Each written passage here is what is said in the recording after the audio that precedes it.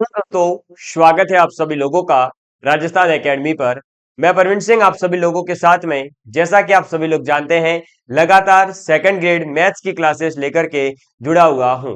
आप सभी लोग जानते हैं कि हमने लास्ट फ्राइडे को आप सभी लोगों के लिए एक टाइम टेबल का पूरा वीडियो जो है वो बना दिया था, और उसके अंतर्गत मैंने आप लोगों को बताया था कि मंडे, वेडनेसडे और फ्राइडे को हफ्ते में 3 दिन 6 बजे शाम को मैथ्स की क्लास सेकंड ग्रेड के लिए आएगी। और यह क्लास सेकंड ग्रेड जो संस्कृत शिक्षा विभाग की वैकेंसी आई है उनके लिए भी काम की है, और जो आगे आने वाली है माध्यमिक शिक्षा बोर्ड की उनके लिए भी यह वीडियो काम की है। दोनों ही सेकंड ग्रेड की भर्ती की तैयारी करने वाले विद्यार्थियों को इन क्लासेस को देखना चाहिए, नोट्स बनाने चाहिए और अपनी प्रैक्टिस कर सकते हैं। आप लोगों को पहले ही बता दिया गया है कि इस क्लास के अंतर्गत जो एग्जाम्पल यूज किए जाएंगे वो प्रीवियस ईयर के एग्जाम में आए हुए होंगे, यानी जो भी सेकंड ग्रेड और फर्स्ट ग्रेड के एग्जाम हो चुके हैं उन सभी को सॉल्व करवाया जाएगा। उनके सभी पीवाईक्यूज आपके सामने रखे जाएंगे। आप आसानी से नोट्स बना सकते हैं, किसी भी प्रकार की अलग से कोई बुक खरीदने की जरूरत नहीं पड़ेगी। आज से पहले की 4 क्लासेस जिसके अंतर्गत अपन ने नंबर सिस्टम टॉपिक कंप्लीट कर लिया है, और दूसरा टॉपिक अपन शुरू कर चुके थे set, relation and function topic को। तो लास्ट क्लास में आपने सेट के अंतर्गत यानी समुच्चय के अंतर्गत ये पढ़ा था कि जो समुच्चय के प्रकार है वो क्या होते हैं। और समुच्चयों के प्रकार में पहला प्रकार था रिक्त समुच्चय, जिसे अपन वॉइड सेट या एम्प्टी सेट कह रहे थे। उसके बारे में भी देख लेते हैं, फिर आगे बढ़ेंगे। तो समुच्चयों के प्रकार में पहला कौन सा था? रिक्त समुच्चय। रिक्त समुच्चय का मतलब है ऐसा समुच्चय जिसके अंदर कोई अवयव, कोई एलिमेंट हो ही ना। ठीक है। और ऐसे समुच्चय को रिप्रेजेंट किया जाता है, या तो आप फाई से रिप्रेजेंट कर सकते हो या फिर दो करली ब्रैकेट लेकर के उसे व्यक्त कर सकते हो। करली ब्रैकेट के अंदर अगर आपने कोई भी चीज लिख दी, यानी कहने का ये मतलब है कि आप अगर ये लिख देते हो करली ब्रैकेट के अंदर मान लो 0, तो अब ये एम्प्टी सेट नहीं है। या किसी के दिमाग में आ सकता है कि करली ब्रैकेट के अंदर अगर फाई लिख दूं तो ये दोनों, ना तो ये और ना ही ये एम्प्टी सेट है।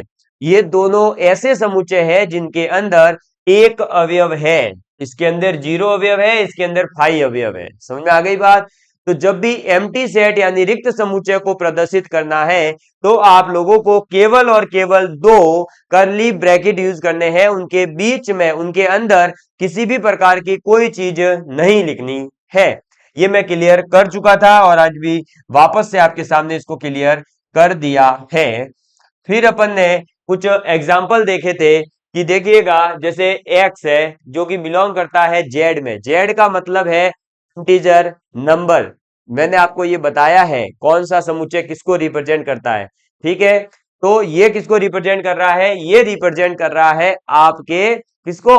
पूर्णांकों को, इंटीजर नंबर को। अब इसने कहा कि 3 और 4 के बीच में कोई इंटीजर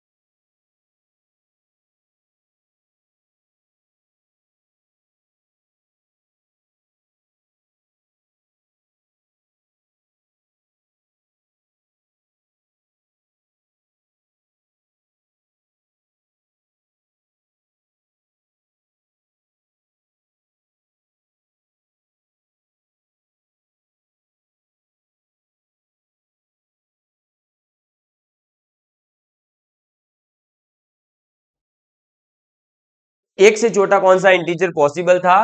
केवल और केवल एक से छोटा इंटीजर जो पॉसिबल है वो है 0।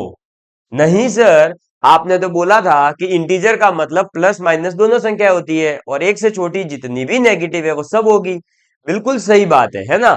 एक से छोटी सभी नेगेटिव संख्याएं जो होती है वो होती है, लेकिन यहां पर क्या बोला है कि मैग्नीट्यूड ऑफ एक्स, यानी एक्स का जो वैल्यू है वो हमेशा मॉड ऑफ एक्स में रूप में दे रखा है। किस रूप में दे रखा है? मॉड ऑफ एक्स के रूप में। और मॉड ऑफ एक्स का मतलब क्या होता है? आपको पता होगा कि जो भी चीज इन दो लाइनों के बीच आ जाती है वो हमेशा पॉजिटिव हो जाती है, इसलिए अपन नेगेटिव नंबर नहीं ले सकते थे। तो ऐसा नंबर जो एक से छोटा हो लेकिन पॉजिटिव हो, वो केवल और केवल इंटीजर कौन सा पॉसिबल था? जीरो। तो यहां पर क्या लिखा? दो कर्ली ब्रैकेट के बीच में जीरो। क्या यह अब एक रिक्त समुच्चय है? नहीं था। कल भी मैंने ये चीज समझाई थी, क्योंकि इसके अंदर एक एलिमेंट आ गया। ठीक है, इस प्रकार से अपन ने इसको पूरा किया था।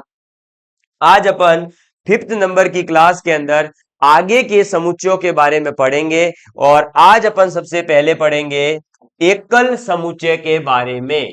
तो दूसरा आप आज का टाइप कौन सा आ जाएगा? एकल समुच्चय, जिसे इंग्लिश में आप सिंगलटन सेट कहते हैं। तो लिखेंगे एकल समुच्चय। ठीक है, और इंग्लिश में भी जरूर लिख लेवे, सिंगलटन सेट। एकल समुच्चय सिंगलटन सेट के बारे में अपन बात करेंगे। सिंगलटन सेट या एकल समुच्चय एक ऐसा समुच्चय होता है जिसके अंदर केवल और केवल एक अवयव आ सके, केवल और केवल एक एलिमेंट आ सके। जैसा कि अपन ने अभी पीछे देखा, वो एक सिंगलटन सेट का ही उदाहरण था। जो जीरो आ रहा था ना, से एक से तो छोटा था लेकिन पॉजिटिव था, तो वो जीरो ही था पॉसिबल, और कोई संख्या पॉसिबल नहीं है। तो वो कैसा एक समुच्चय है? एकल समुच्चय है, जिसमें केवल एक अवयव कोई ना कोई पॉसिबल होगा, केवल एक। मतलब एक भी नहीं है तो रिक्त समुच्चय, एक है तो एकल समुच्चय। ठीक है, और जो बहुत सारे हैं तो वो आगे आएगा अपरिमित में। तो इसमें लिखेंगे आप कि ऐसा समुच्चय, या डायरेक्ट लिख लो जिसमें जिसमें केवल एक अवयव हो। ठीक है, तो ऐसा समुच्चय जिसमें केवल और केवल एक अवयव हो, वो आपका क्या कहलाएगा? सिंगलटन सेट कहलाएगा। इसका मतलब number of element in S is equal to एक, यानी सेट के अंदर नंबर कितने, अवयव कितने होंगे? तो केवल एक अवयव होंगे। N of S is equal to one. जैसा कि आपको पता है कार्डिनल नंबर कहते हैं इसको। तो कार्डिनल नंबर कितना होता है सिंगलटन सेट का? केवल एक होता है। ठीक है, चलिए, इसका अगर आप एग्जाम्पल लिखना चाहें तो एग्जाम्पल लिखेंगे, सम अभाज्य सम अभाज्य संख्याओं सम अभाज्य संख्याओं का समुच्चय। ठीक है, किसकी बात करेंगे? सम अभाज्य संख्याओं का समुच्चय, यानी set of even prime number. तो जो अभाज्य संख्या है वो साथ ही साथ फिर कैसी होनी चाहिए? सम भी होनी चाहिए। ऐसी केवल और केवल एक संख्या पॉसिबल है, जो है दो। कौन सी संख्या पॉसिबल है? केवल और केवल दो ही एक ऐसी संख्या है जो सम संख्या होने के साथ साथ अभाज्य संख्या भी है। इसके अलावा ऐसी कोई संख्या पॉसिबल नहीं है। ठीक है, चलिए, दूसरा आप उदाहरण लिखना चाहो तो आप लिख सकते हो कि एक एक्स लेंगे। कैसा? जो एक्स बिलोंग करता हो आपके इंटीजर नंबर में, लेकिन mod of x less than होना चाहिए वन। अभी जो अपन ने जस्ट पीछे देखा है, तो इसमें कौन सा एलिमेंट पॉसिबल है? केवल और केवल जीरो पॉसिबल है। ठीक है, तो ये हो गया आपके एकल समुच्चय सिंगलटन सेट। ठीक है, चलिए आगे बढ़ेंगे। तो नंबर तीन, यानी कि जो समुच्चयों के प्रकार है उसमें तीसरा प्रकार कौन सा आ जाता है? तो तीसरे प्रकार में, एक सेकंड है ना, मैं इसको थोड़ा सा, हाँ जी, चलिए, अब तीसरे प्रकार की बात करेंगे। तो तीसरा जो प्रकार आता है वो आ जाता है परिमित समुच्चय।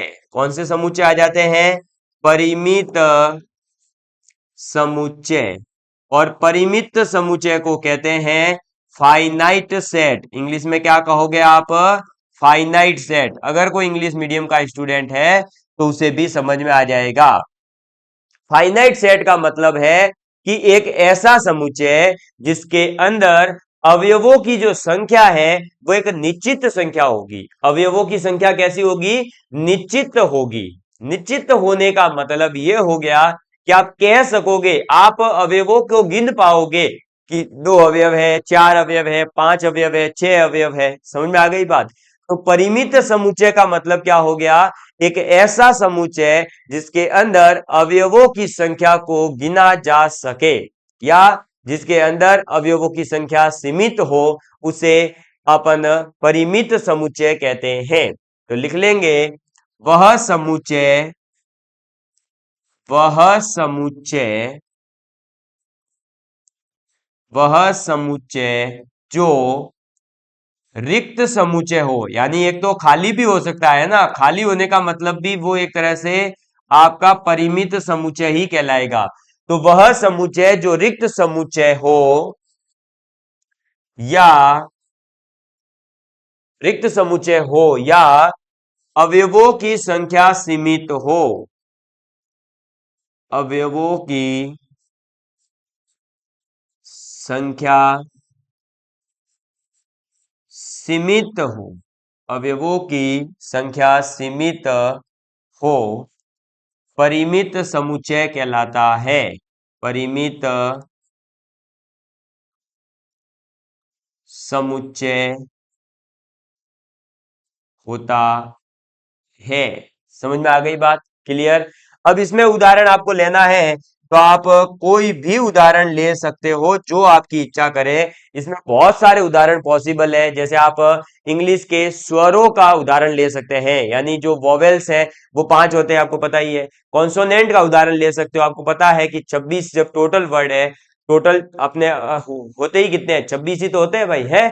अल्फाबेटिकल कितने होते हैं? 26। अब अल्फाबेटिकल वर्ड ही 26 है, उसमें से 5 वोवेल है, तो बचे हुए 21 क्या होंगे? कॉन्सोनेंट होंगे। तो 21 आप एक गिन सकते हो, ये उसका उदाहरण हो सकता है। इसके अलावा एक जो मैं उदाहरण दे सकता हूं वो दे रहा हूं आपके सामने। देखिए, मेरी इच्छा कर रही है ये वाला उदाहरण दे दूं कि 2 से बड़ा या फिर बराबर होना चाहिए x, और छोटा होना चाहिए 7 से, लेकिन x बिलोंग करना चाहिए इंटीजर नंबर में।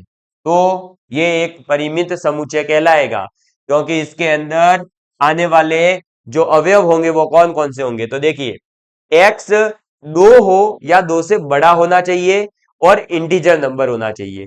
तो 2 खुद एक इंटीजर नंबर है, तो 2 आ जाएगा, 3 आ जाएगा, 4 आ जाएगा, 5 आ जाएगा और 6 आएगा। सर 7 क्यों नहीं लिया? क्योंकि मैंने बोला है कि x जो है वो 7 से छोटा होना चाहिए। तो बस ये आ जाएंगे। अब कितने आ गए इसके अंदर? तो नंबर ऑफ इसके इस सेट के अंदर जो अगर एलिमेंट की बात की जाए तो कौन कौन आएगा? 2 3 4 5 6, यानी केवल और केवल 5। समझ में आ गई बात? तो ये एक परिमित समुच्चय फाइनाइट सेट का उदाहरण है। आप इसे लिख लीजिए, फिर अपन बढ़ते हैं आगे की तरफ। जल्दी से इसको लिख लीजिए, मैं भी चेक कर लेता हूं रिकॉर्डिंग। चलिए आगे बढ़ते हैं। तो नेक्स्ट आपके पास में आ जाता है अपरिमित समुच्चय। लेकिन उससे पहले आप जो अपने परिमित समुच्चय लिखा है उसके लिए आप लिख लेंगे उसी में आगे स्टार डाल करके कि परिमित समुच्चय जो होगा उसके अंदर अवयवों की संख्या क्या होगी? तो अवयवों की संख्या हमेशा ग्रेटर देन इक्वल टू 0 होगी, और जो इसमें नंबर ऑफ एलिमेंट आएंगे वो हमेशा बिलोंग करते होंगे पूर्णांक संख्याओं के अंदर, पूर्ण संख्याओं के अंदर, होल नंबर में बिलोंग करते होंगे। क्योंकि नेगेटिव नंबर हो नहीं सकती। कभी क्या ऐसा बोल सकते हैं अपन कि इसके अंदर -3 संख्याएं हैं? -3 हो सकता है, -3 संख्याएं नहीं हो सकती। इसलिए, और 0 और 0 से ज्यादा ही फिर पॉसिबल है। जब नेगेटिव नंबर है नहीं तो या तो रिक्त समुच्चय होगा या फिर रिक्त से आगे जाएगा सिंगलटन हो सकता है, परिमित हो सकता है, इसलिए तो ये ध्यान रखना कि परिमित समुच्चय के अंदर अवयवों की संख्या 0 होगी या फिर 0 से ज्यादा होगी, और जितनी भी संख्या होगी वो हमेशा पूर्ण संख्याओं में ही बिलोंग करती होगी। ठीक, चलो अब लिखेंगे चौथा टाइप आपका अपरिमित समुच्चय। अपरिमित समुच्चय। अब अपरिमित समुच्चय का मतलब है इनफाइनाइट सेट। ठीक है, तो जो परिमित समुच्चय है उनको छोड़ करके जितने भी समुच्चय बचे वो सभी के सभी आपके अपरिमित समुच्चय कहलाएंगे। आप ये कह सकते हैं कि वे समुच्चय जो परिमित नहीं है, तो मैं सीधा सा लिख रहा हूं, वे समुच्चय जो जो परिमित नहीं है। ठीक है, जो परिमित नहीं है वे सभी समुच्चय अपरिमित समुच्चय कहलाएंगे। और इसके लिए आप उदाहरण के रूप में ले सकते हैं आपके, मान लीजिए उदाहरण के लिए ले लिया मैंने कि आपका आई, आई मतलब कि पूर्णांक संख्याओं का समुच्चय। अब पूर्णांक संख्याओं का समुच्चय आपको पता ही है कौन कौन से आ जाएंगे, तो माइनस में सभी संख्याएं, -4, -3, -2, -1, 0, 1, 2, 3, आप चलते रहिए। क्या इसके अंदर आप ये बता सकते हो कि इतनी संख्याएं आएगी? नहीं, इंटीजर नंबर जो है वो इनफाइनाइट होते हैं, आप इन संख्याओं को गिन नहीं सकते, तो वो किसका उदाहरण है? अपरिमित समुच्चय का उदाहरण कहलाएगा। इसके अलावा जितने भी समुच्चय मैंने लिखवाए थे, चाहे वो प्राकृत संख्याओं का समुच्चय हो यानी n, या फिर पूर्ण संख्याओं का समुच्चय हो, या फिर पूर्णांक का तो आपको बता ही दिया, रेशनल संख्याओं का समुच्चय हो, ठीक है, आपके रियल नंबर यानी वास्तविक संख्याओं का हो, चाहे कॉम्प्लेक्स नंबर का हो, ये सभी के सभी क्या कहलाते हैं? तो ये सभी के सभी आपके अपरिमित समुच्चय हैं। कैसे समुच्चय हैं? अपरिमित समुच्चय। क्लियर, याद रखिएगा। ठीक है, क्योंकि ये कई बार छोटा सा क्वेश्चन आ सकता है, तो परिमित और अपरिमित समुच्चय के बारे में हमें जानकारी होनी चाहिए। आगे देखिए, अब बात करते हैं अपने नंबर 5th टाइप की, यानी पांचवें नंबर पर कौन सा प्रकार आ जाएगा? तो पांचवें नंबर पर आप कह सकते हैं समान एवं समतुल्य। समान एवं समतुल्य यानी इक्वल एंड इक्विवेलेंट, तो समान एवं समतुल्य समुच्चय। इक्वल एंड इक्विवेलेंट सेट की बात करेंगे, तो इक्वल एंड इक्विवेलेंट समुच्चय जो होते हैं, इसका मतलब होता है कि ऐसे दो समुच्चय जिन दोनों समुच्चयों के अंदर अगर आपके ए का प्रत्येक अवयव बी में है और बी का प्रत्येक अवयव ए में है, तो आप ये कहेंगे कि दो समुच्चय इक्वल है। कहने का मतलब ये हुआ कि देखिए, एक ए समुच्चय है जिसके अंदर मान लीजिए 1, 2 और 3 अवयव है। ठीक, ऐसे ही अपन ने एक समुच्चय लिया बी जिसके अंदर अवयव है 2, 1 और 3। क्या है? 2, 1 और 3। तो ए के अंदर जो समुच्चय के अवयव है वो कौन कौन से हैं? 1, 2 और 3। क्या ये तीनों अवयव बी के अंदर है? हाँ सर है, 1, 2, 3 बी के अंदर भी है। क्या बी का प्रत्येक अवयव यानी 1, 2, 3 ए के अंदर है? हाँ सर है। तो इसका मतलब ये हुआ कि जो आपका सेट ए है वो सेट बी के इक्वल है। क्या है? सेट ए जो है वो सेट बी के इक्वल है, समान है। दोनों के दोनों समुच्चय क्या कहलाएंगे? समान कहलाएंगे। क्लियर आप सभी लोगों के लिए? तो ये चीज आपको ध्यान रखनी है, और ये चीज वहीं पर लिखी रहने देना। यहां आप जो है इसमें लिख सकते हैं कि यदि यदि दो समुच्चय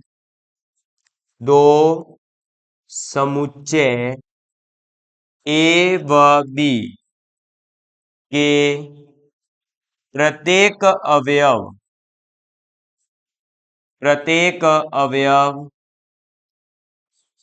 एक दूसरे, यानी ए का बी में, बी के ए में, ठीक है, तो एक दूसरे में उपस्थित हो तो समान समुच्चय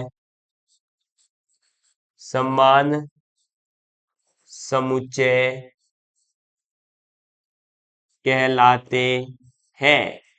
समझ में आ गई बात? तो ये क्या कहलाएंगे? समान समुच्चय कहलाएंगे, इक्वल सेट कहलाते हैं। इसको आप लिख लीजिए, फिर अपन आगे बात करते हैं। ठीक है, लिख लिए फटाफट। फिर अपन बात करेंगे समतुल्य समुच्चय की। तो आपने समान समुच्चय में कंडीशन देखी कि जो ए में अवयव है वो बी में भी होना चाहिए, जो बी में है वो ए में भी होना चाहिए। लेकिन बात करें अगर समतुल्य समुच्चय की, आप लिखेंगे समतुल्य समुच्चय, समतुल्य यानी इक्विवेलेंट समुच्चय।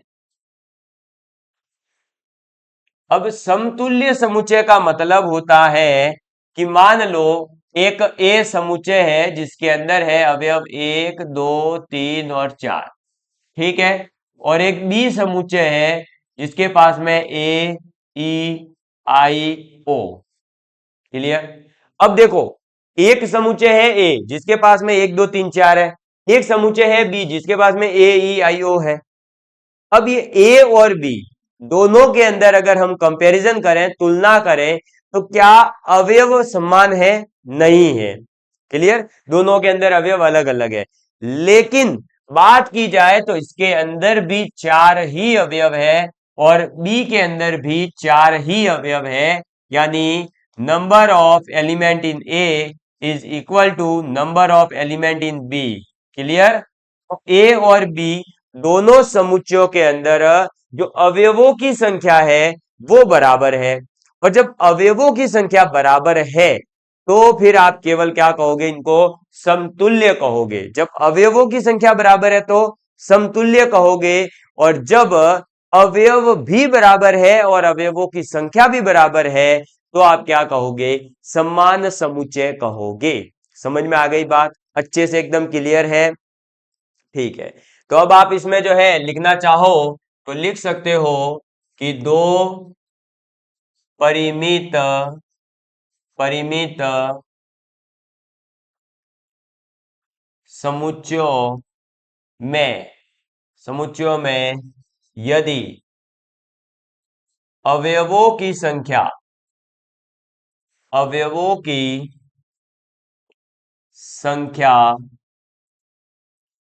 समान अवयवों की संख्या समान तो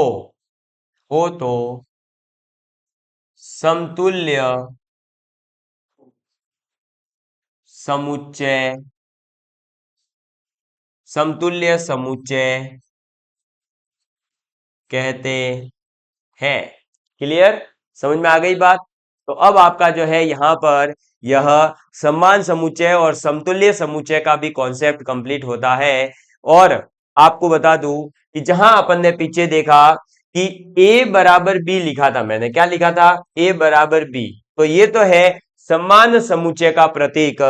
और अगर बात की जाए समतुल्य समुच्चय की तो आप ये लिख सकते हैं ए और ये ऐसे और ये बी, ठीक है, ये होता है इक्विवेलेंट का साइन। क्लियर? तो ये भी आप बना सकते हैं, हो सकता है कि आपको एग्जाम में देखने को मिले। इसके बाद में आगे बात करते हैं, उससे पहले एक इंपॉर्टेंट पॉइंट है समान समुच्चय और समतुल्य समुच्चय के लिए, कि सभी के सभी समान समुच्चय यानी ऑल इक्वल सेट्स इक्विवेलेंट होते हैं, यानी कि सभी के सभी समान समुच्चय समतुल्य होते हैं। क्यों? क्योंकि समतुल्य की कंडीशन क्या है? कि अवयवों की संख्या बराबर हो। तो क्या पीछे वाला समान समुच्चय जब देखा था तो अवयवों की संख्या भी तो बराबर ही थी। समझ में आई बात? तो इसका मतलब क्या हुआ कि सभी के सभी समान समुच्चय तो समतुल्य हो गए, लेकिन क्या सभी समतुल्य समुच्चय समान समुच्चय होंगे? नहीं।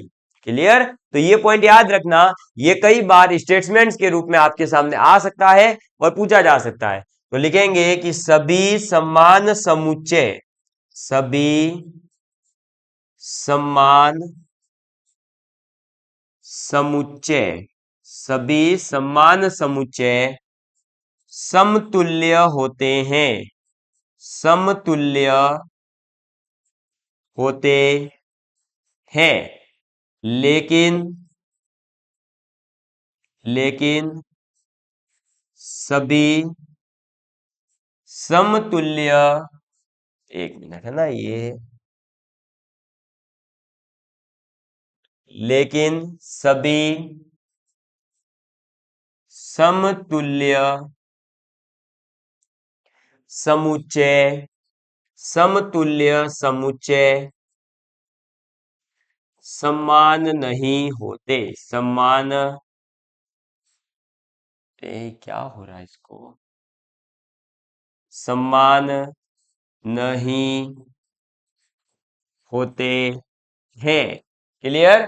तो ये पॉइंट आपको याद रखना है, समान समुच्चय समतुल्य होते हैं, लेकिन सभी के सभी समतुल्य समान समुच्चय हो ये कोई जरूरी नहीं है। ठीक, आगे बढ़ते हैं।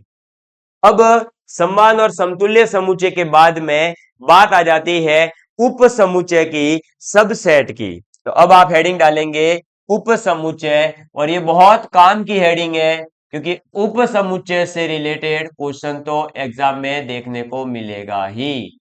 तो उप समुच्चय ब्रैकेट में लिख लेना सबसेट, और इसको इंग्लिश में जरूर याद रखें, क्योंकि सबसेट से रिलेटेड ऐसा वर्ड जो मतलब उप समुच्चय न देकर सबसेट भी दे दिया गया है कई बार। ठीक है, चलो अब उप समुच्चय की अगर बात करें तो आप इसके अंदर लिखेंगे, या इसको समझ लेते हैं पहले। देखिए, उप समुच्चय का मतलब होता है कि अपने पास एक ए सेट है जिसके अंदर अवयव है 1 2 3 4 5 और 6।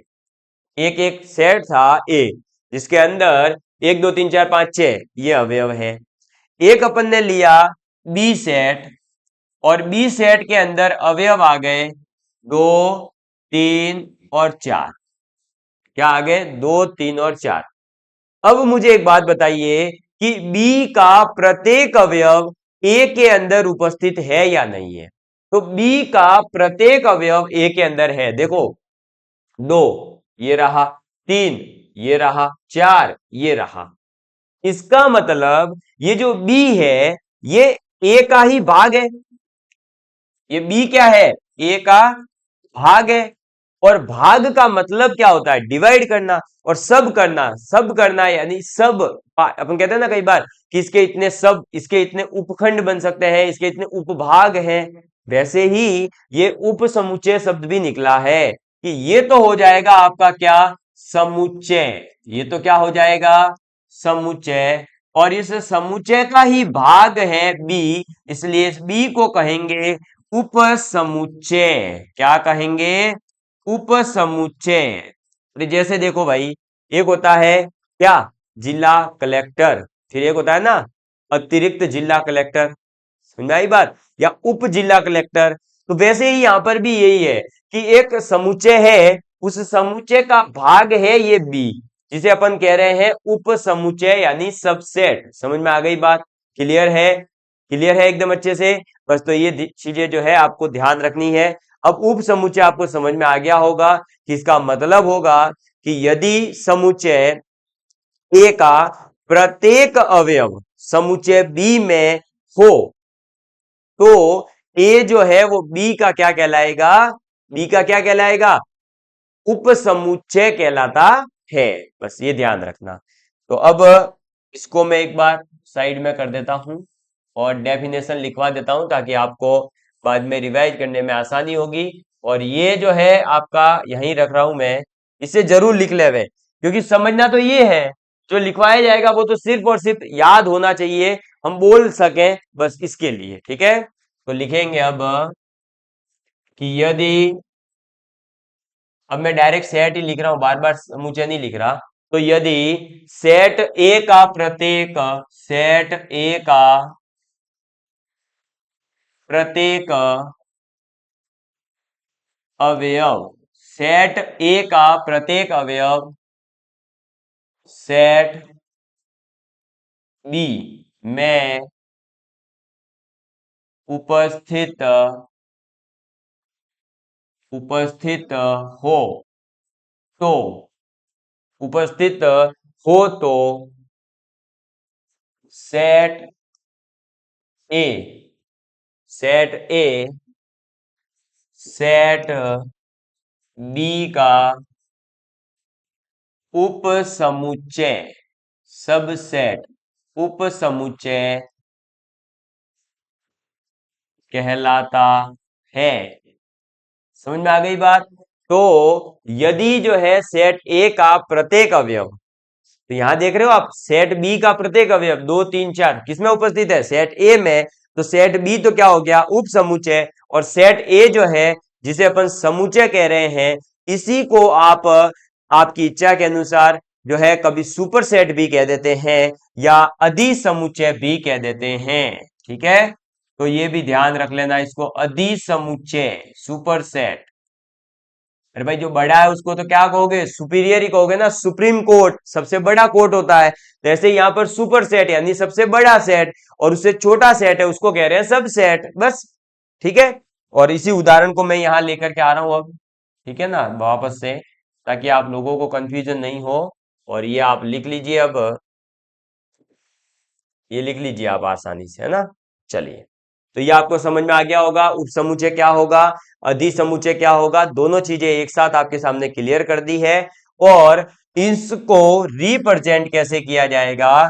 तो इसको रिप्रेजेंट किया जाएगा ए, और फिर आप जो है क्या करोगे, इस u को बना दोगे और b की तरफ, यानी क्या हो जाएगा, जिस तरफ मुंह बंद है वो होता है उपसमुच्चय, वो तो क्या होता है, उपसमुच्चय। और जिस तरफ मुंह खुला होता है वो होता है आपका अधिसमुच्चय। ठीक है, ये चीज ध्यान में रखना, अधिसमुच्चय। ये हो गया अधिसमुच्चय, ये हो जाएगा उपसमुच्चय। और चाहो तो आप इसको हटा सकते हो इधर, है ना, थोड़ा सा और ले लेते हैं, ये लीजिए, लीजिए। अब आराम से जो है उपसमुच्चय अधिसमुच्चय इसका पूरा कॉन्सेप्ट आपके सामने क्लियर कर दिया है। लिख लीजिए या इसका स्क्रीनशॉट ले लीजिए जल्दी से, फिर अपन आगे बात करते हैं एक दो उदाहरण के थ्रू, ताकि आपको अच्छे से और चीजें समझ में आ जाएगी। ठीक है, चलिए अब देखते हैं आगे इसके और उदाहरण को। तो उदाहरण या एग्जाम्पल लिख लेंगे, चलो एग्जाम्पल की बात करते हैं। तो मान लीजिए एक ए सेट है जिसके अंदर अवयव है ए और बी, एक बी सेट है जिसके अंदर अवयव है ए बी सी। तो अब बताइए उप समुच्चय कौन सा है? ए। तो अपन क्या लिखेंगे? ए और ये बी, क्यों? क्योंकि बी खुला है, इसलिए ये तो हो जाएगा अधिसमुच्चय सुपर सेट। ठीक है, और जिस तरफ मुंह बंद होता है वो होता है आपका सबसेट, यानी कि उपसमुच्चय। क्लियर? समझ में आ गई बात? बस तो ये ध्यान रखना। एक चीज और याद रखना, इसके अंदर कई बार ऐसा भी हो सकता है, ये पहला उदाहरण था, दूसरे उदाहरण से समझेंगे। मान लो ए सेट है, ए और बी आ गया, ऐसे ही बी सेट आया, वो भी क्या हो गया कि आपका मान लीजिए ए बी और सी आ गया, लो, और डी भी ले लो, है ना। अब देखिए एक ए सेट है जिसके अंदर ए और बी है 2 अवयव, और एक बी सेट है जिसके अंदर है ए बी सी डी 4 अवयव। अब इसके अंदर मान लीजिए कि आपका ऐसा हो जाता कि ये सी और डी नहीं होते, ये लो, अब ये दोनों नहीं है। अब क्या हुआ? अब ये हो गया ना कि ए बराबर बी है, तो ये भी पॉसिबिलिटी है। तब भी आप जो है इसको इसका उपसमुच्चय कह दो, इसको इसका उपसमुच्चय कह दो, कह सकते हो आप। ठीक है, लेकिन जब आप ये चीज नहीं फॉलो हो रही हो, यानी कि आपका यहां पर जब और भी कोई अवयव उपस्थित हो, तो ऐसे में जो आपका ये अब ये उप समुच्चय बना है ना, ये आप प्रॉपर या फिर कह सकते हो उचित उप समुच्चय भी कहते हैं इसको, उचित उप समुच्चय। अब उचित उप समुच्चय का मतलब ये है भाई, देखो आप उप समुच्चय का मतलब क्या समझ रहे हो कि बी का कोई छोटा भाग या ए का कोई छोटा भाग होगा, उसे अपन उप समुच्चय कहेंगे। अब अगर वो छोटा भाग है तो फिर वो छोटा भाग ही होना चाहिए ना, वो बराबर नहीं होना चाहिए। तो बराबर अगर होता है तब भी वह उप समुच्चय तो कहलाता है, लेकिन आप उसे प्रॉपर उप समुच्चय या उचित उप समुच्चय नहीं कहोगे। तो उचित उप समुच्चय होने के लिए कंडीशन ये है कि दोनों समुच्चय ए और बी बराबर नहीं होने चाहिए। समझ में आ गई बात? तो इसमें क्या होगा एक्चुअली कि क्वेश्चन ऐसा आता है कि ए समुच्चय दे देंगे, बी समुच्चय दे देंगे, और फिर पूछते हैं कि क्या ये उचित उप समुच्चय है या नहीं है। तो आप क्या कहोगे कि उचित उप समुच्चय तब होता है जब दोनों सेट इक्वल हो। ठीक, इसके अलावा इक्वलिटी के अलावा जितने भी उप समुच्चय पॉसिबल होते हैं वो सभी के सभी आपके उचित उप समुच्चय के उदाहरण होंगे। जब बराबर होता है तब आप उसे उचित उप समुच्चय नहीं कहते हो। ठीक, आगे अपन देखेंगे अभी कि उप समुच्चयों की संख्या कितनी होती है, प्रॉपर उप समुच्चयों की संख्या कितनी होती है, अप्रॉपर यानी कि अनुचित जो उचित नहीं है तो वो केवल एक होता है। जब ये कंडीशन आ जाती है तब अनुचित कहते हैं। ठीक है, आगे और इसकी डिटेल में बात करेंगे अभी अपन, धीरे धीरे अभी अपन आगे बढ़ रहे हैं, लंबी क्लासें भी आएगी। एक बार आप लोगों का जो है साथ बना रहे, आप लोग साथ जुड़ते जाइए, अपने दोस्तों के साथ में शेयर करते रहिए, रेगुलर 6 बजे जुड़ने का प्रयास करिए और अपने दोस्तों को जो है शेयर करने का भी काम करिए। स्वस्थ रहिए, मस्त रहिए, और आप सभी लोगों के साथ में मैं इसी प्रकार से जुड़ा रहूंगा। और आप लोग जो है अच्छे अच्छे कमेंट जरूर किया करिए। धन्यवाद।